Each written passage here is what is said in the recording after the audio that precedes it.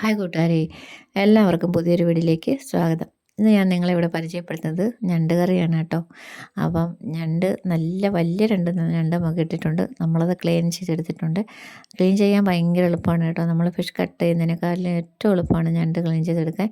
അപ്പം ഞണ്ട് നമ്മൾ ക്ലീൻ ചെയ്ത് വെച്ചിട്ടുണ്ട്. ഇനി നമുക്ക് കറി വയ്ക്കാം. മൺചട്ടിയിലാണ് കറി വയ്ക്കുന്നത് കേട്ടോ.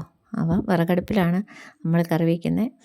അപ്പോൾ മൺചട്ടി അടുപ്പത്ത് വെച്ച് അതിൻ്റെ വെള്ളമൊക്കെ പറ്റി കഴിയുമ്പം ആവശ്യത്തിന് എണ്ണ ഒഴിച്ച് എണ്ണ ചൂടാകുമ്പം കടുകിട്ട് കൊടുക്കുക. കടുക് പൊട്ടുമ്പോഴത്തേനും നമുക്ക് ഒരു ശകലം പെരുംജീരകം ഇട്ട് കൊടുക്കാം. പെരുംജീരകം ഒന്ന് കളറ് മാറുമ്പോഴത്തേനും നമുക്ക് ഇഞ്ചി വെളുത്തുള്ളി പൊടിയായിട്ട് അരിഞ്ഞ് വെച്ചത് ഇട്ട് കൊടുക്കാം. അതിൻ്റെ കളറൊന്ന് ചേഞ്ച് ആകുമ്പോഴത്തേനും നമുക്ക് പച്ചമുളകും സവാളയും കൂടി ഇട്ട് നന്നായിട്ട് വഴറ്റിയെടുക്കാവേ. അപ്പോൾ ശകലം ഉപ്പിട്ട് നമ്മൾ എടുത്താൽ നന്നായിട്ട് വാടി കിട്ടും, പെട്ടെന്ന് വാടി കിട്ടുകയും ചെയ്യും. അപ്പോൾ അത് വാടി വരുമ്പോഴത്തേക്കും നമുക്ക് തക്കാളിപ്പഴം ഇട്ട് കൊടുക്കാം. തക്കാളിപ്പഴം വാടി നന്നായിട്ട് വാടി വരുമ്പോൾ നമുക്ക് അതിനകത്ത് മസാലകൾ ചേർക്കാവേ. അപ്പം മഞ്ഞൾപ്പൊടി, മുളക് പൊടി, മല്ലിപ്പൊടിയാണ് ഞാൻ ചേർത്തേക്കുന്നത്. അപ്പം പച്ചമുളക് ഇട്ടുകൊണ്ട് മുളക് പൊടി എരിവിനനുസരിച്ച് ചേർത്താൽ മതി കേട്ടോ. അപ്പം കാശ്മീരി ചില്ലിയാണ് ഞാനിവിടെ ഉപയോഗിക്കുന്നത്. അതിന് എരി കുറവുണ്ട്.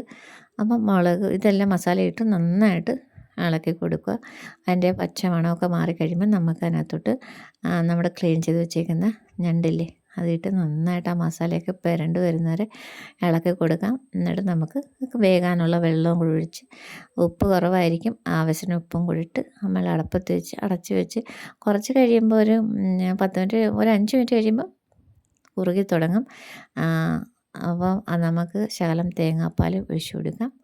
തേങ്ങാപ്പാൽ ഓപ്ഷണലാണ്, വേണമെന്നവർക്ക് ഒഴിച്ചു കൊടുക്കാം, വേണ്ടെങ്കിൽ ഒഴിക്കണ്ട കേട്ടോ. പക്ഷേ തേങ്ങാപ്പാൽ ഒഴിക്കുമ്പോൾ വേറൊരു ടേസ്റ്റാന്നേ ഉള്ളൂ.